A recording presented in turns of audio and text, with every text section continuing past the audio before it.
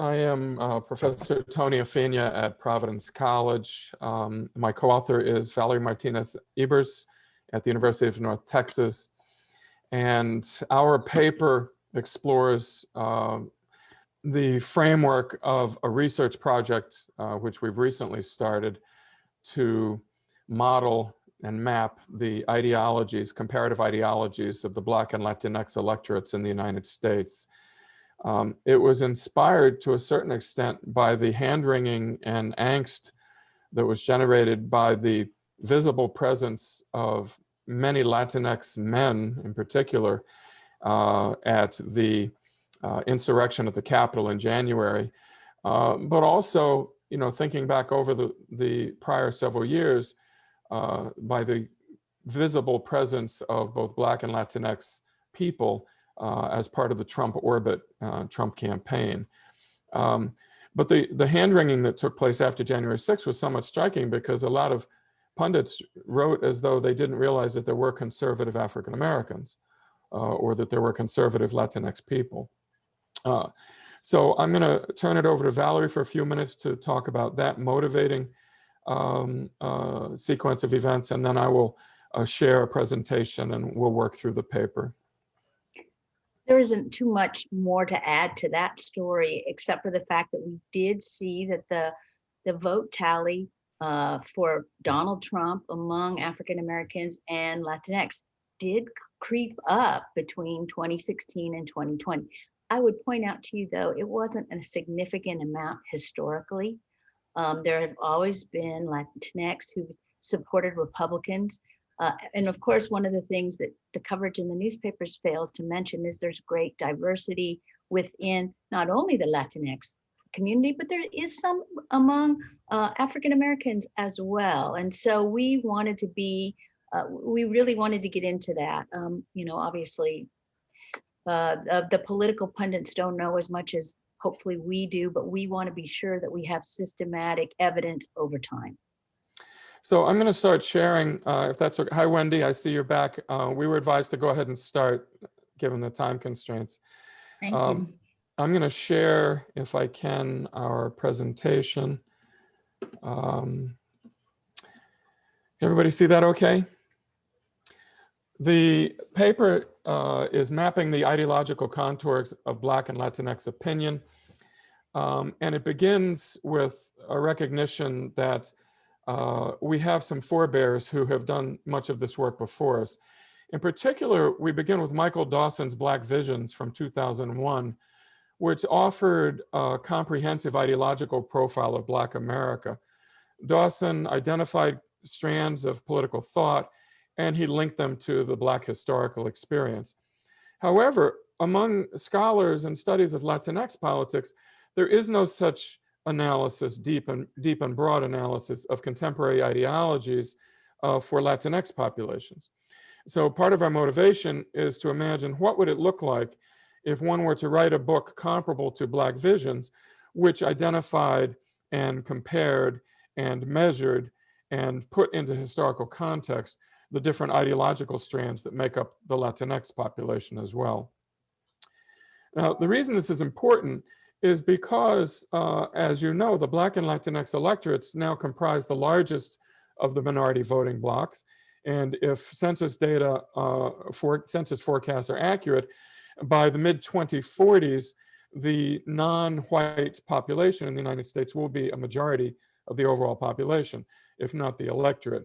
So that mapping the terrain of Black and Latinx ideologies can help scholars and activists identify areas of emphasis, areas of self-interest, and areas of shared interest.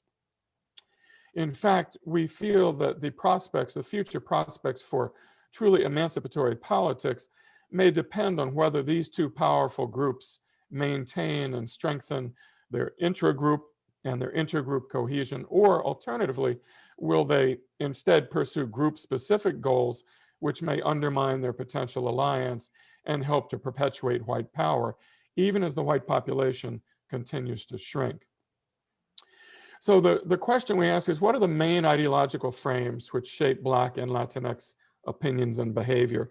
This is the first look at a new research project, In this paper, we hope to sketch the outlines of an analysis which was inspired by Dawson. The analysis, which we're just beginning, you won't find a lot of conclusions or statistical analyses in this paper. Those will come at a later date. But we are beginning to look at multiple survey sources in order to identify key ideological frames for both the Black and the Latinx electorates. When Dawson wrote Black Visions, the survey data on which it was based was the National Black Politics Study, 1993 to 1995. At the time, that was the only large random sample survey project focused on Black America. Since then, there have been many additional survey projects and large oversamples in the NES and the GSS, and there have been several Latino specific surveys as well. So since 2001, we as scholars have acquired a great deal more potential data that we can use for this kind of analysis. So we're still in the process of looking at a variety of survey instruments. The General Social Survey is our first, it's the largest, but also the collaborative multiracial post-election surveys from 2008 to 2020, the Latino National Surveys of 2005 to 2008, and so on. But first, a puzzle from the real world, as we discussed. In the elections last year, Trump won an estimated 12% of Black voters, which was an increase from 8% in 2016. Among Latinx voters, his support also increased from 28% in 2016 to 32% in 2020. Now, these are all exit poll data, and you're surely aware of some of the problems with exit polls, but we're comparing apples to apples in the sense that we're looking at exit poll data for all of these analyses. Now, the next step here is to look at the numbers. Those percentages equate to about 2.4 million Black people who voted for a man who had endorsed white supremacy on multiple occasions, and an even larger number of Latinx people, perhaps as many as 4.5 million, voted for a candidate of xenophobia and anti-Latino racism. So on the surface, there's a puzzle. In addition, we know that there's a gender gap in both the Black and the Latinx electorates. About 9% of Black women voted for Trump, but the number doubled among Black men to more than 19%. Among Latinx voters, the gender gap was not as severe, but it was still significant, with about 30% of Hispanic women voting for Trump and 36% of Latino men. So in our project, we're looking at not at the vote choice per se, but taking the 2020 election as an example of how this may play out in the real world. We want to look at the attitudes and the identities behind vote choice, but in a comprehensive way and over a number of years. So to understand Trump's rising support among Black and Latinx voters, despite having governed as a racist and campaigned as a racist, we believe a deeper analysis of attitudes and identities beyond vote choice, beyond partisanship, can be helpful. So the question we ask is, what is the best way to map Black and Latinx ideologies beyond partisanship and vote choice? Yes, and so our first thought was to get away from the usual kind of looking at, where is the majority of the opinion lie. We wanted to look at the full diversity of Blacks and Latinx when it comes to their policy preferences and how then that might reflect their ideology. And so, the first recognition is that there's lots of differences that typically get ignored, particularly when you look at studies that look at policy preferences. They lump things together. So we want to break it up. We also want to be sure to not only identify commonalities between the two groups, but differences. And more importantly, also the outlier opinion among both of those groups. So that, like, if we mapped the shape of opinion, right, for African Americans, for Latinx on the same policy issue, we'd want to see where we're as interested in how many people agree as how many people disagree. And so I think that we'll use those policy views then to determine our ideological markers. And of course, we've got a great rubric to use sort of with Michael Dawson's work, but we've got to make the same thing for the Latinx population as well. And we've chosen some particular policy issues that we think resonate with both groups, perhaps differently. Yeah, around immigration policy, for instance, we might find that there's a divergence. Latinx publics, although they're not unified on immigration policy, there is a diversity even within the Latinx communities. We might find that there's broader support for immigration reform among Latinx voters than among African American voters. Conversely, on questions such as police brutality, police violence, discrimination in the workplace, we might find congruence. That we might find that Black and Latinx people look much more like each other than either group looks like non-Hispanic whites.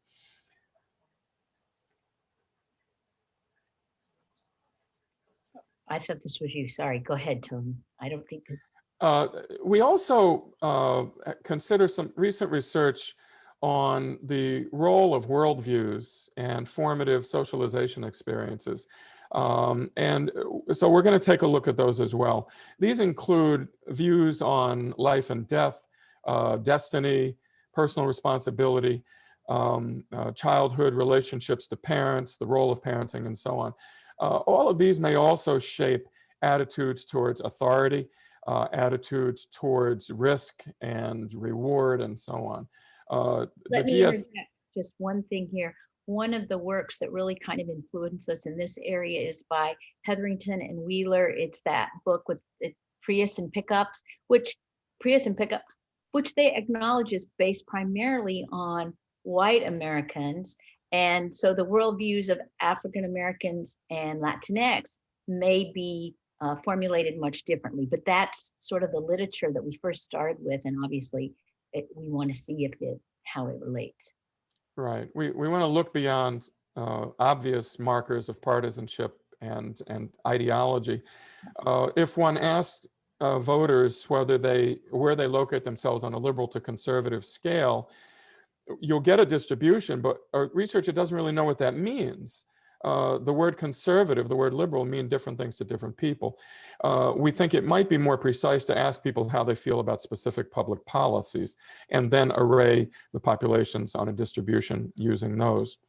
Now, our primary evidence base in this first cut is from the General Social Survey, which has been administered essentially every 2 years since 1972, includes more than 64,000 respondents, more than 6,100 variables, spread over that period. One of the problems with the GSS is that the variables come and go. The question items are not the same through the entire period. So we're working now to identify which question items can be used for a time series analysis or for a long-term analysis, and which can only be snapshots. In addition, it wasn't until the 2000 GSS that the Latinx population was broken out as a separate respondent group. So we have no good data for Latinx respondents prior to 2000. The category other was used for everyone else. But in addition to that, the GSS's respondent pool is overwhelmingly white. The questions that were included were disproportionately selected by white researchers concerned about the attitudes of the majority population and so on. So one of the things we're doing is looking for those areas where there's a clear absence of information on life experiences which are more directly relevant to the communities of color. For instance, there's the questions about landlords and questions about housing affordability only appear in one survey through the entire period.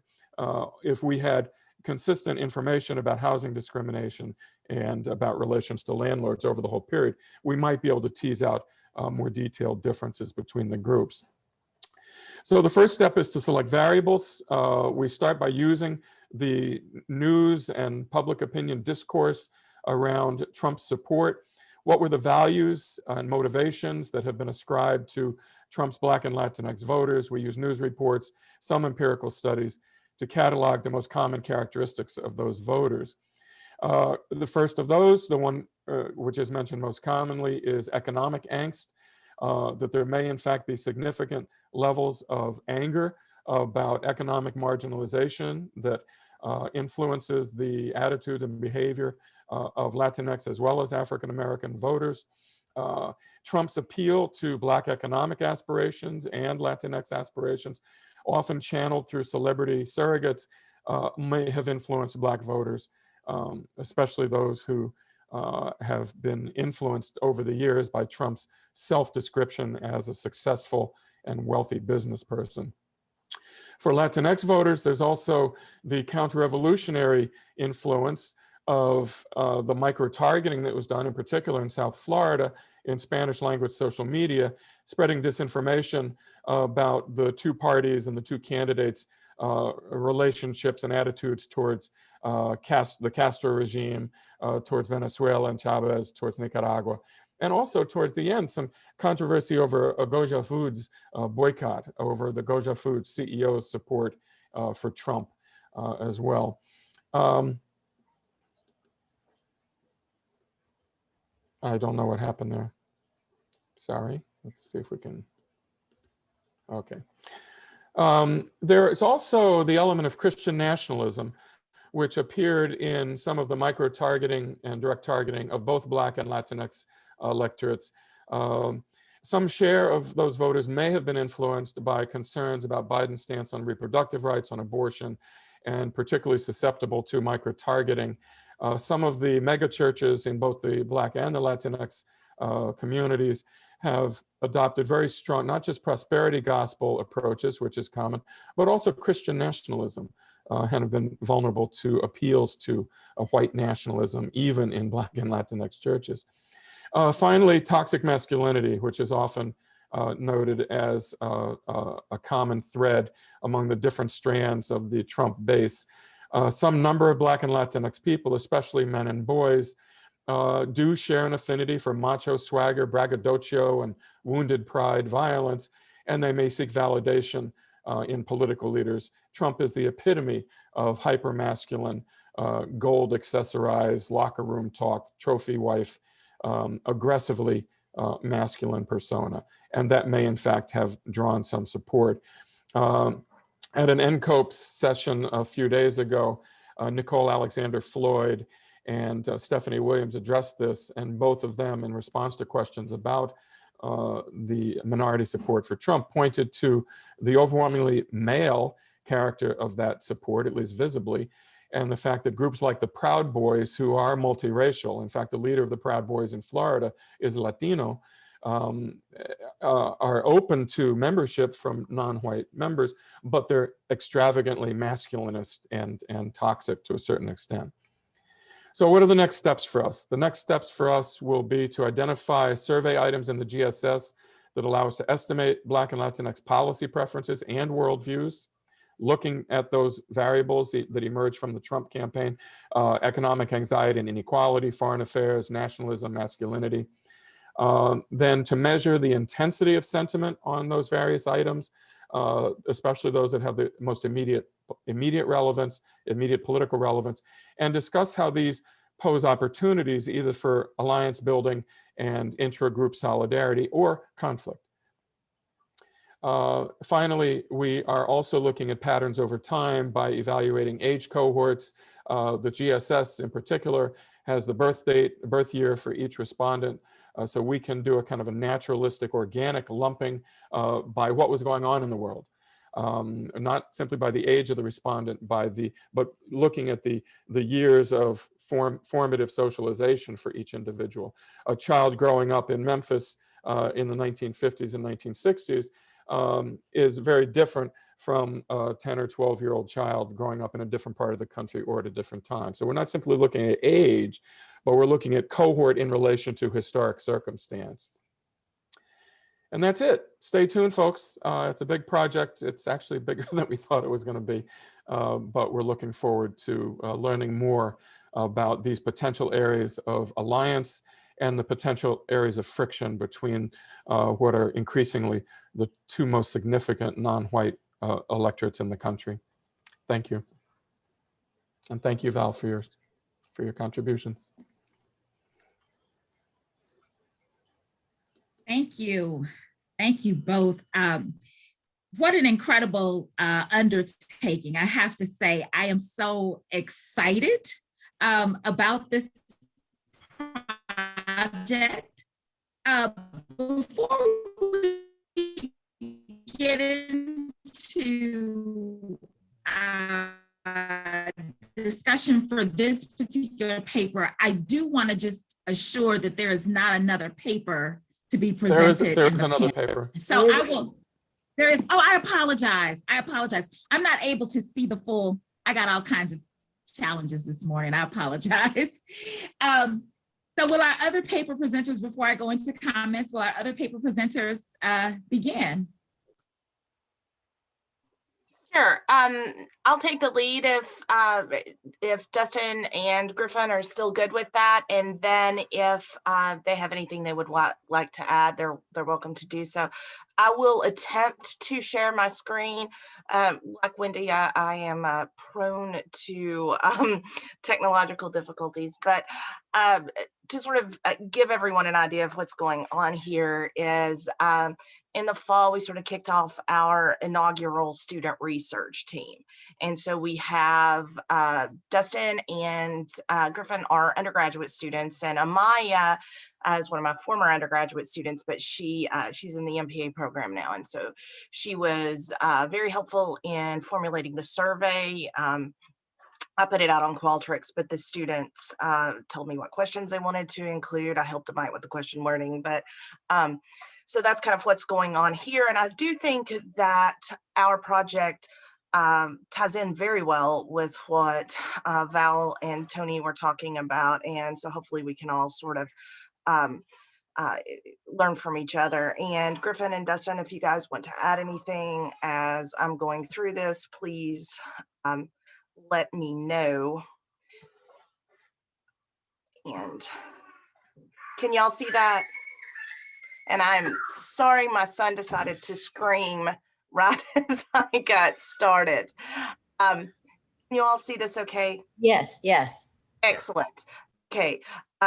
Lord willing, my child and my dog are not ready to kill each other.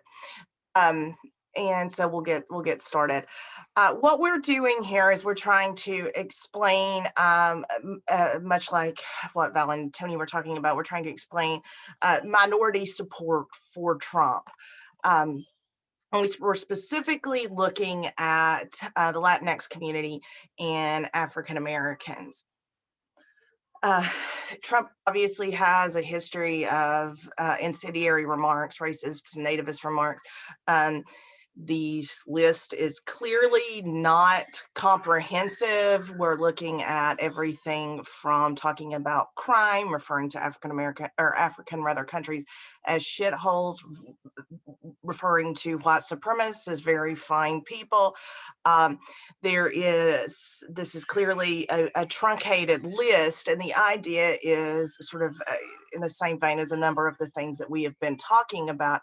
How can we explain what we are, albeit modest, but there was an increase between 2016 and 2020 in both of these groups, as Tony pointed out. And again, modest increase, but still an increase in Trump support in both the African American and Latinx community between 2016 and 2020. We're looking to three explanations and somewhat interrelated explanations. We begin by considering religion and region. Trump obviously pulls a lot of support from the South, from the lower Midwest, and areas that are known as the Bible Belt. And as the image in front of you, if you can see that, illustrates Protestant heavy areas are areas that tended to support Donald Trump. We're also looking to terror management theory, which I attribute the students to introducing me to this because it's something that I wasn't familiar with. Beginning with Becker in 1971 and moving forward, it sort of basically says that human behavior is the result of the understanding of two key principles, and that is death is inevitable and you don't want it to be. And so reminding people of the inevitability of death then causes them to become fearful. It increases anxiety and causes them to engage in certain behaviors in order to defend against threats. Now, increasing self-esteem can result in the reduction of this mortality salience. And this is when we get into our third notion, which is that education matters, because education can then reduce, education then can increase self-esteem. So how does terror management theory apply to Trump? Trump very clearly makes people feel like they are in immediate danger. I love the quote about suburban housewives. I think is very illustrative, because one, it very clearly shows that Trump doesn't understand what the suburbs look like or who lives there. But it's the idea that, he is going to prevent others from encroaching upon the suburbs, right? Racists, criminals, drugs are pouring across the border, and really bad people are flooding into the airports, and there's all of these issues, and I'm the only person that can fix it, right? Ignore those Black Lives Matter people. There's just a bunch of Antifa radicals in there, right? And I mean, the Trump's language very clearly is intended, or at least reminds individuals of the inevitability of death. And the idea is that they have to defend themselves against those threats. And if he's presenting himself as the alternative, the only one that can fix it, the idea is that they want to support Trump in order to save themselves. Gentlemen, is that a fair way to characterize that? Yes, ma'am. Yeah, I would say so. Okay, rock on. So moving on to the education link, there's a great article by Fording and Schramm in New Political Science from 2017 that does a great job of illustrating that Trump didn't have this overwhelming support among conservatives and Republicans across all segments of those populations that tends to be presented to people. He lost support among the Republican establishment. He lost support among public policy experts and conservative and intellectuals. What he did well doing was igniting and encouraging low information voters that are both motivated by fear and anxiety and are very manipulable. For this reason, we think that our sample of college students works really well, because they're at a point in which their opinions, going back to the Sears work, are less crystallized, and they're sort of in a malleable point themselves. So ultimately, we reach three hypotheses. The Evangelical Hypotheses says that racial or ethnic group members, and in particularly African Americans and Latinx college students identifying as evangelical Christians, are going to be more likely to vote for Trump. And in this case, we're looking at having already voted for Trump or offering a indication that they will vote for Trump, because we administered the survey in the fall of 2020, so mail-in voting was ongoing at the time. We offer the education hypothesis. It said those with parents or guardians with less formal education are more likely to vote for Trump. And finally, we get to specifically into the terror management theory hypothesis that says those that are more concerned with personal safety are going to be more likely to vote for Trump. So we have a national sample of college students. Admittedly, it's a convenient sample. We have a lot of VSU students. We have some students from Illinois. Tiffany was great in getting us some students from the California system. We have an N of 525, but there are some issues with our sample. It's overwhelmingly female. We do have a large, and a lot of this is attributable to VSU, which doesn't have a very large Latinx community, but does have a large African-American community. Our sample is just over half white, 35% African-American, and just over 7% Latinx. We are unable to control for sexual orientation, because while we had a large percentage, an impressively large percentage of students identify as not heterosexual, whether that's bisexual, homosexual, prefer, or other, only people that indicated that they were women identified as not heterosexual. All the men in the sample identified as heterosexual. So in terms of how we estimate each of these measures, our evangelical estimate, we pull a lot from Laura Olson at Clemson and Olson and Warber, who contrast different ways of measuring religiosity, believing, behaving, belonging, right? The idea is, are you looking at what group you affiliate with? Are you looking at how often you go? Or are you looking at what it is that you believe? To this end, we focus on a biblical literalism scale with the presumption that those that fall higher on the biblical literalism scale are going to be more evangelical. Greater than 50% of our sample hits in the middle of the scale, and they perceives the Bible as the inspired word of God, not to be taken literally word for word. The low end of the scale is it's a book of fables we pull from more widely used surveys. Our education estimate looks at the highest level of education completed by either parent. And so that goes from less than high school to PhD, MD, that kind of thing. And our terror management theory is based on a perception of safety with Trump as president. The question is specifically, to house your degree of agreement, that's odd to say, with the statement, I feel safe with Donald Trump as president. It's a 7-point ordinal scale. This is a truncated model that you're seeing in front of you. And I apologize if the way that I have this tiled, I can only partially see it. So hopefully you guys can see all of it. What we find is a great deal of support for terror management theory among white and non-white respondents. Those that feel more safe with Trump as president were more likely to vote for Trump. This was the case for non-white students as well as it was for white students. Perhaps one of the more interesting findings in our study is that biblical literalism applied only to non-whites, which I actually think ties relatively well into some of the stuff Tony and Val were addressing. Perhaps this is because one of the things that we speculate is that this might actually tie into terror management theory well too, right? The need to tie into, to cling to biblical literalism when you feel more threatened, because it would explain why we would see that among African Americans and the Latinx community versus the white community. We failed to find support for the education hypothesis. So sort of a summary of our findings are that the evangelical hypothesis is supported, but among non-whites.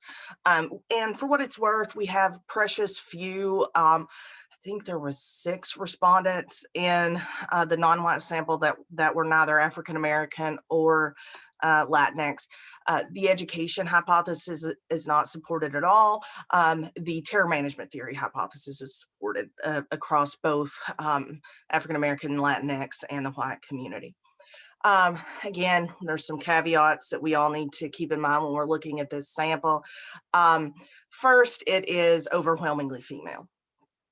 Second, we are unable to control for sexual orientation. And finally, perhaps part of the reason that we're not finding anything with regard to education is what makes college students so attractive as a study population for something like this may also be problematic in that once you begin the collegiate experience, you maybe just minimal exposure to college, to the college experience provides you with enough of a buffer, if that makes sense, as opposed to, you completing a degree or X number of years in college, because we didn't find class standing mattered either. So for X number of years in college versus, parents that are highly educated or not. So, and if if Dustin and Griffin don't have anything they would like to add, I can stop there so we can get some comments on both papers. Just want to add one quick thing. I think this study was extremely interesting to conduct, and with more time and a larger sample size, I think the findings could be way more interesting, because we were pressed for time and getting a sample size of college students was great. But if this survey can be expanded even further and taken to that next level, then I think the findings will be extremely interesting to start to look at in more detail. I think so too. I'm fascinated because twice now we have, and not with the student team, but with actually a project I did with another student. Twice now with collecting data, we have came up with some very large non-heterosexual populations, in comparison to sort of the greater population. And I do think that also speaks to some of the impact of the collegiate experience. So I would like to push it forward to sort of see what happens. So that's it for me, unless Griffin would like to share anything. No, I think you covered it.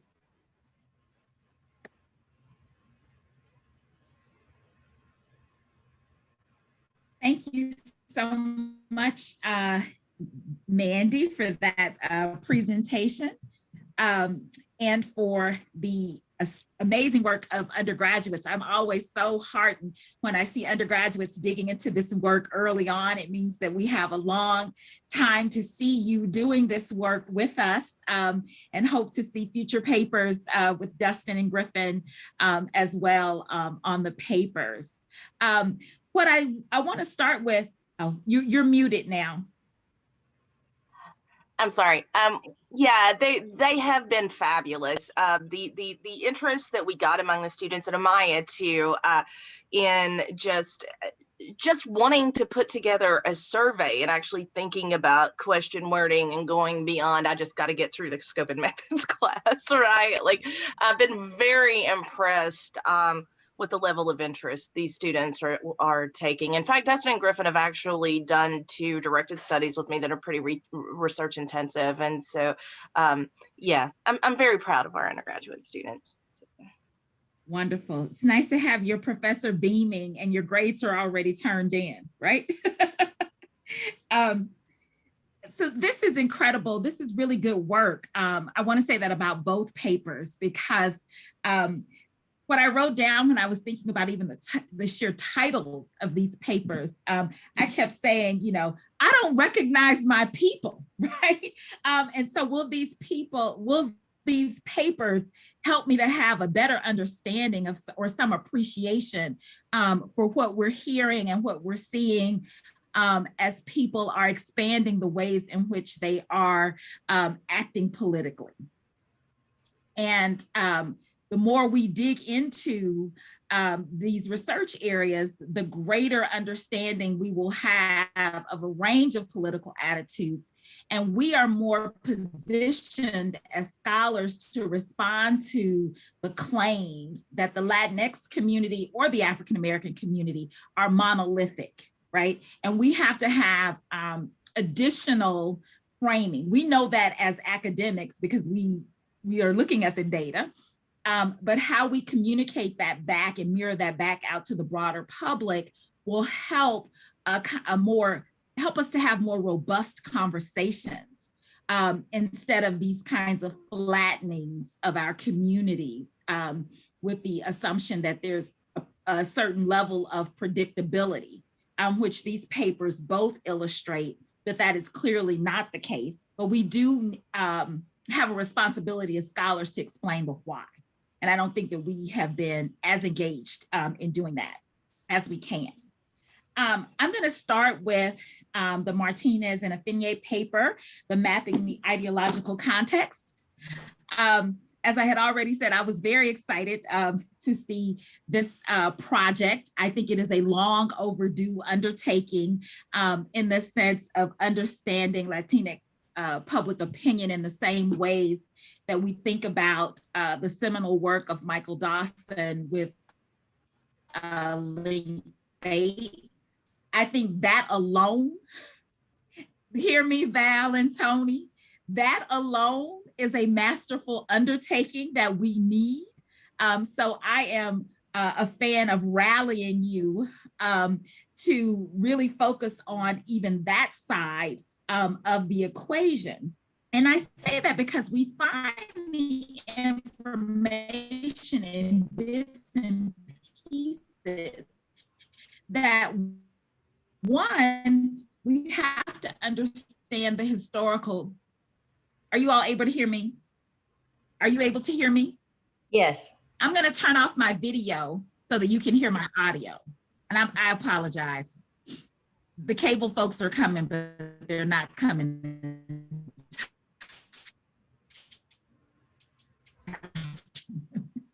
Okay, so are you, okay, so a thumbs up if you can hear me? Okay.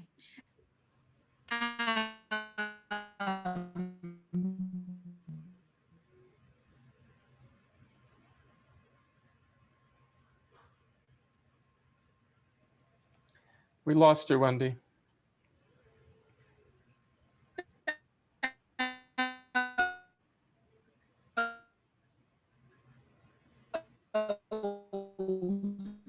It sounds like One of those the little, pieces that I think we are,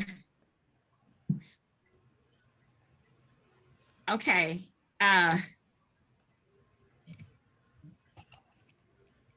Nope. Nothing. Let me see if I can actually, can you hear me at all? My cursor. Now we can. Okay, so yeah, Emmett is recommending everyone turn off their cameras. Maybe we could, I'm so sorry. Okay, how can you hear me now? If someone will put it in the chat that you can hear me. I can hear you now. Thank you, Emmett. Okay, so where I was, so in terms of the need for an analysis of Latinx voters that parallels Dawson's seminal work on Black public opinion. There's so much we have yet to capture and fully understand regarding Latinx public opinion.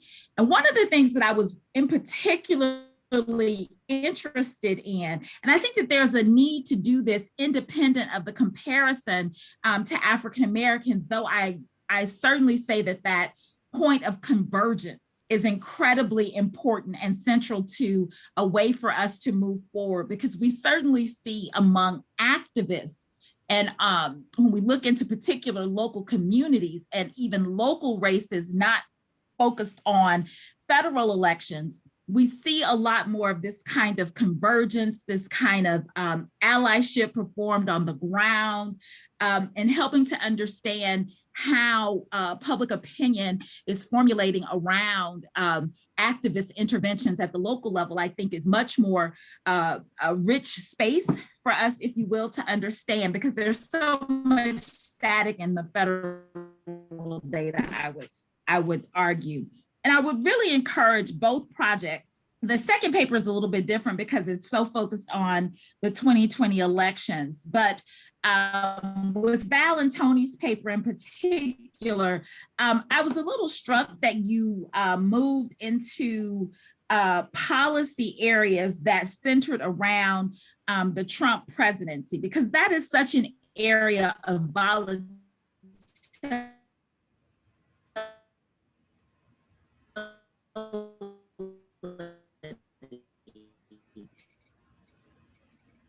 And if this project's major goal is to actually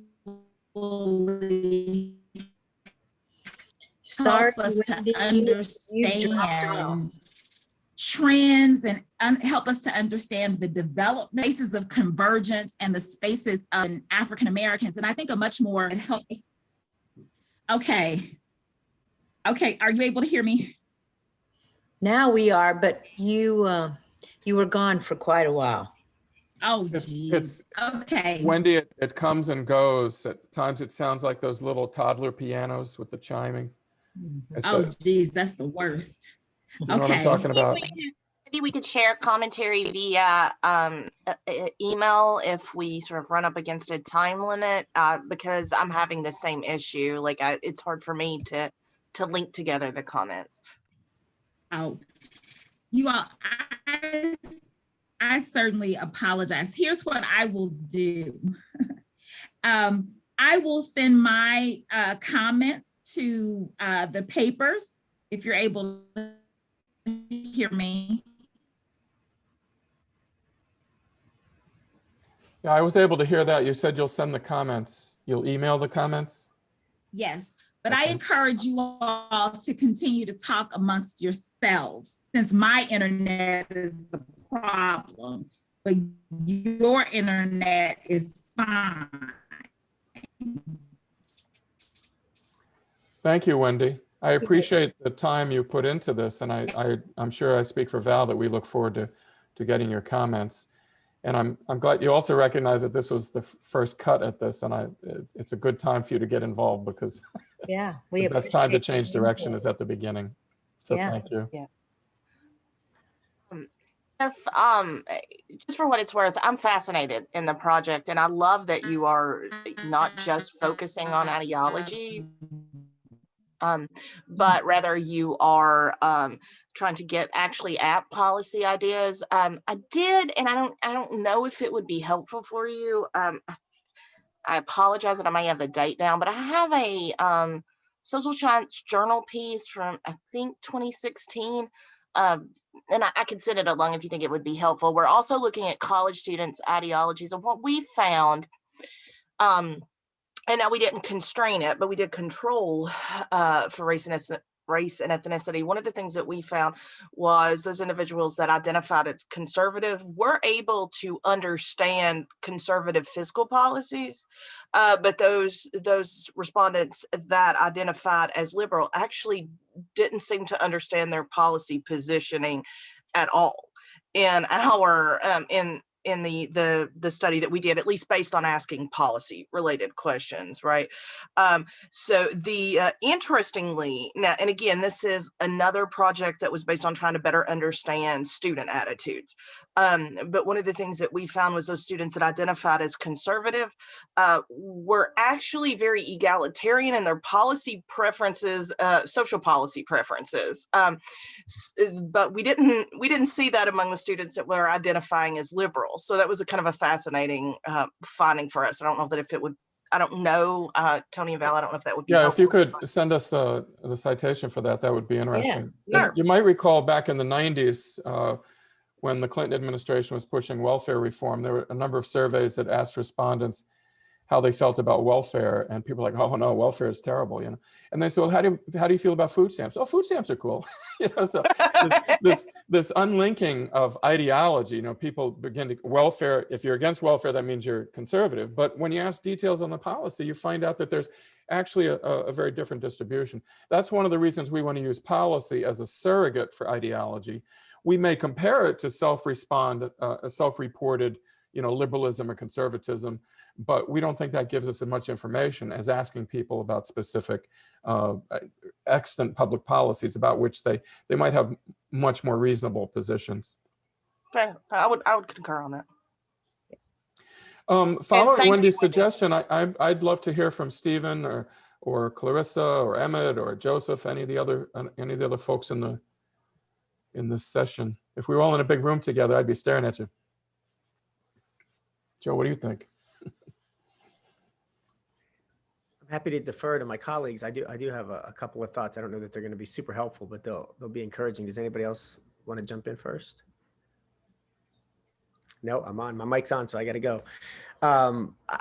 First of all, Tony and Val, I'm excited about the project, but I'm really excited about the political socialization part of the project. I think that we as a discipline have abandoned that, and this is not an accusation. I stopped looking at socialization after my first book over 20 years ago. So it's neither an advertisement for my own work or an accusation to anybody else. But I think there's so much still we have to learn about the transmission of political values from generation to generation and the way agents of socialization matter in terms of our attitude formation. So I'm really excited about that. So, and I know the limitations of the GSS as well as the some of the exciting things that come along with it. So that's wonderful. And then for Mandi and Dustin and Griffin, the terror management theory is a really I didn't know anything about it either until just now. I'm so glad I came to this panel. I learned so much. But my goodness, what a fascinating tool. And I don't know how robust it's been tested empirically, but it really has, from a political psychology perspective, has a lot of appeal in terms of the way people might be motivated to process information at a non-conscious level. And so I have all kinds of crazy ideas about hooking people up to neuroscience apparatuses and trying to figure out how much they're fearing death when they're thinking through. I have to give the students total credit for that, Yeah, because I was not familiar with it either. They brought it to me. So, and now I'm actually including it in my political psych class after they brought it to me. Yeah, it's a really very interesting. So thank you for that. So as I said, I don't have anything very super helpful. I'm sorry about that, but I wanted to offer those two thoughts. Yeah, am I unmuted? Yeah, I think so. Yeah, I really enjoyed all of the papers and the new concept and with the terror management concept. I think it's a very exciting concept. Depending on how you actually operationalize that concept, I know that may be some challenge, but I think that's certainly a great start.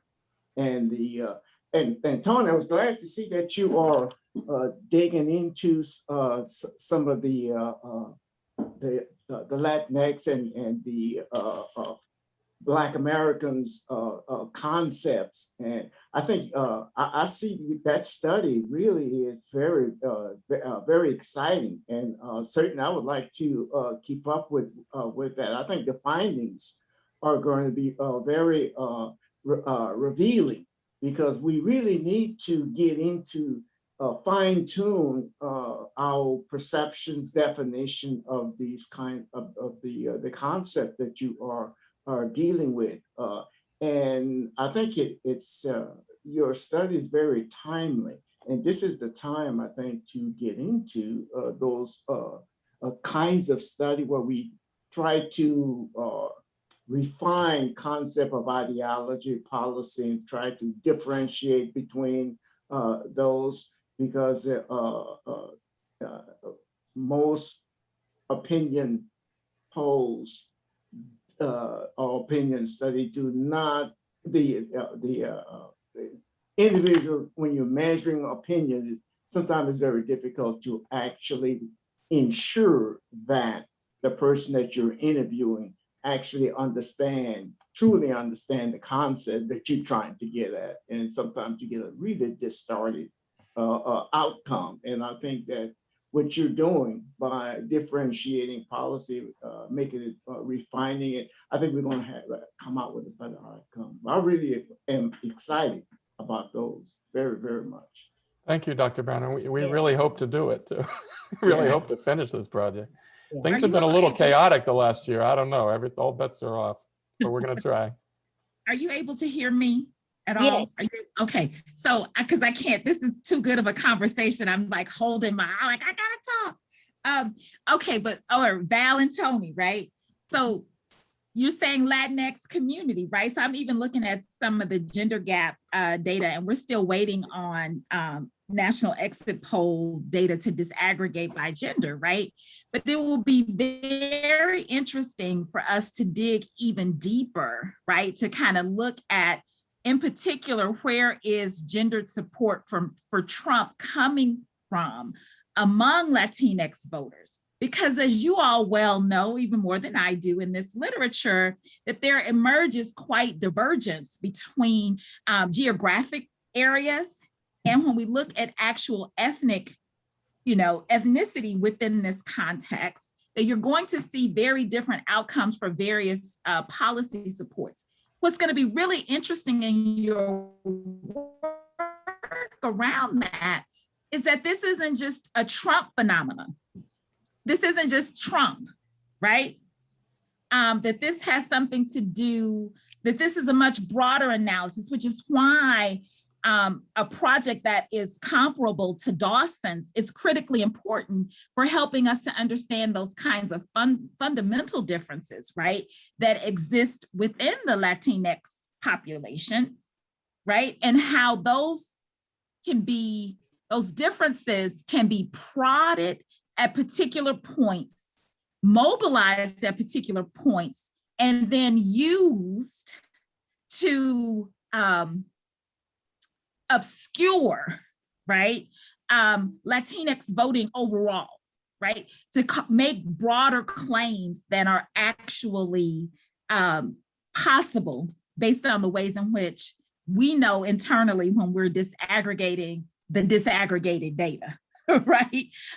But that kind of fine tooth analysis is exactly what we need, because some of the claims even that you're making in the paper initially, I think you already know this, aren't going to hold when we start to disaggregate between Cuban Americans, Mexican Americans, so those things are going to fall apart. And I think you all already know this. So how are you going to handle that from the onset of the project so that you're not perpetuating the same kinds of challenges and difficulties that we see oftentimes with our colleagues in the press? That makes Yeah, that's real important. And it's one of the reasons to present work like this in an early stage at a conference like this, because as you know, you get involved in a project, sometimes you miss some things. You begin pursuing a line of reasoning and you forget that there are contrary views as well. And we try to be attentive to that. Val, of course, was a principal investigator for the Latino National Survey, which just sliced and diced, 9,000 Latino respondents in all different ways, and found some really clear patterns, which, as you suggest, in some cases correspond to ethno-national origin. In other cases, they do not. I did probably 12 years ago, did a paper based on the LNS about racial attitudes among Latinx, looking at self-reported skin color and self-reported race. And you get two different things. Latinos who self-identify as dark-skinned look much more like African Americans than the smaller group of Latinx who self-identify as Afro-Latino. So we begin to tap into things like skin color prejudice and internalization of skin color attitudes, which varies across ethnic group as well.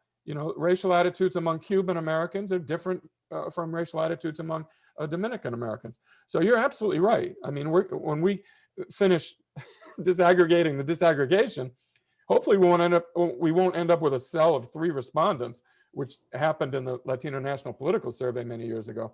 But I certainly take your criticism or your caution to heart. We don't want to replicate punditry, false punditry, but we do want to be able to map, and I see this visually. I see overlapping histograms or overlapping mountain charts where we can show that the center of gravity for Latinx respondents is moved perhaps in one direction, the center of gravity for Black respondents moved in another, but there's going to be a lot of overlap. And that overlap is politically significant because that overlap represents areas where politicians, NGOs, activist organizations can appeal to both groups simultaneously and not have to speak Spanish in the morning and speak, Southern drawl English in the evening. If you're appealing to people on the basis of issues about which they care, then you're much more likely to build a coalition than if, as Trump has done so assiduously. Oh, and mentioning Trump, I do want to say this. We're just using Trump supporters and Trumpism as a convenient starting point. But we certainly, Wendy, we're not going to build our whole analysis around the Trump years or Trump supporters. But it was convenient because that dramatized for the general public that the Black and Latinx populations are in fact diverse enough to protest at the Capitol, diverse enough to support Trump. Although, Black folks there's always been a certain percentage of the Black population that's voted for conservative, even racist politicians. That goes back to 100 years or more. And Latinx as well, as you point out, the Cuban American population actually is much less conservative now than it was just 25 or 30 years ago, but still significantly more conservative than the broader Latinx population. So while my internet, I was going to say, while my internet is it working? Yes. Okay. I want to say to Mandi, Dustin, and Griffin about your paper. We're losing you again, Wendy. The terror management perspective. I think one of the things you've got to, okay, wait, let's see. I think one of the things that I'd press you to think very critically about is when we're talking about terror, if we're thinking about physical safety, economic safety, or fear around the future, right? Or conceptualizations of what my future possibilities might look like. And I think that is going to be a kind of, that's in relationship to building a kind of theoretical framework out of around concepts of fear, because there are different dynamics and motivators that exist around those different components of fear. And then gender and class will then elevate as variables that you want to be concerned around based on the dimension of.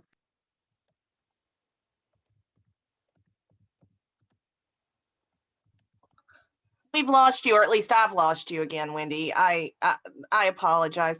I do want to point out that we did include, we didn't include it in this paper, but the more everyone's talking, the more I think perhaps we should moving forward. We did include some questions on policing in the criminal justice system, which also could speak to fear relatively well, and pull it outside of just the Trumpism sort of argument, right? And I think that might be an excellent way to sort of move this forward. Like Stephen was saying earlier, it's a new theory that we're applying in political science, right? It's over there. I found it in a lot of other places, but nowhere near us, right?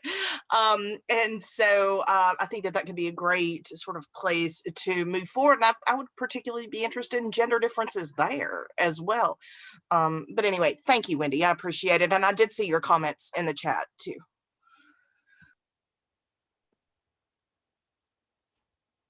Fear that you're tapping into. We have time for one additional comment. We have about 5 more minutes. So I do want to make sure we have thoroughly opened it to our audience participants. I think Emmett was about to say something. Oh yeah, I was just going to make a comment about perhaps parceling out the role of anti-Blackness right across even minoritized groups, because I think that is a real thing that's happening, and we don't have a whole lot of data on it that looks at it in a consistent way.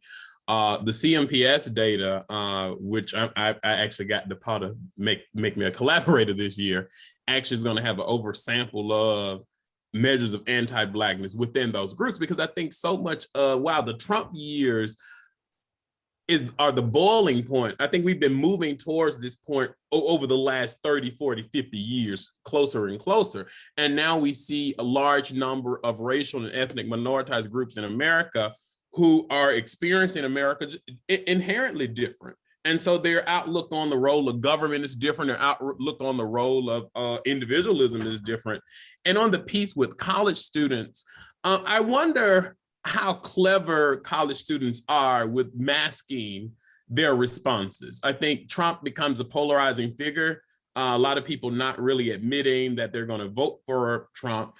Definitely, I think conversations about systemic racism is going to impact how we now measure like racial attitudes, because everybody is talking about what systemic racism is and it's salient. So now, if you are openly admitting that you believe Blacks are lazy, that you score higher on the racial resentment scale, you may mask your responses now, because we're talking about race now in a different way than we've defined it as being explicitly racist through overt uses of the N-word. And Calvin Birch has an excellent piece too in JLP about what these racial attitudes mean amongst minoritized groups and how they can be interpreted differently. I do have a question though about, I was in and out and had sort of some crazy stuff going on this morning, but there was a hypothesis about racial and ethnic minorities being more, was it more likely to support Trump? Was that supported or not in the college paper? Well, there were 3 hypotheses that we tested. One was I think this was the first one I saw on your slide. Okay, that was identifying as evangelical. Okay. So, and we used a biblical literalism scale from Book of the standard one, from Book of Fables to. Was that supported? In the non-white portion of the sample, not among whites.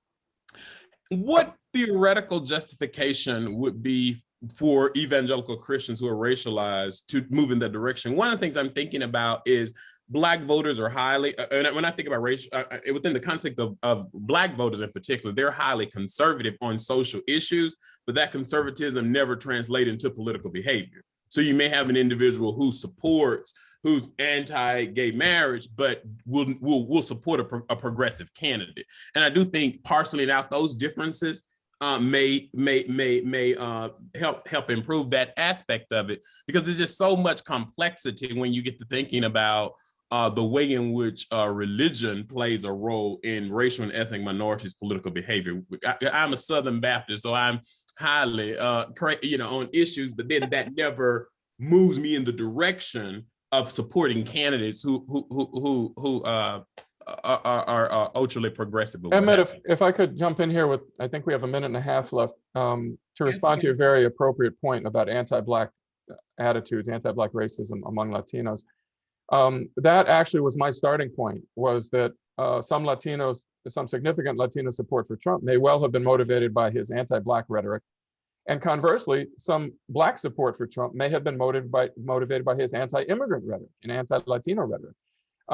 Interestingly, nobody talks about that. I mean, if you look at all the newspaper articles and all the opinion pieces, nobody talks about anti-Black racism as an element of Latino political consciousness, although Latinos know that it's real.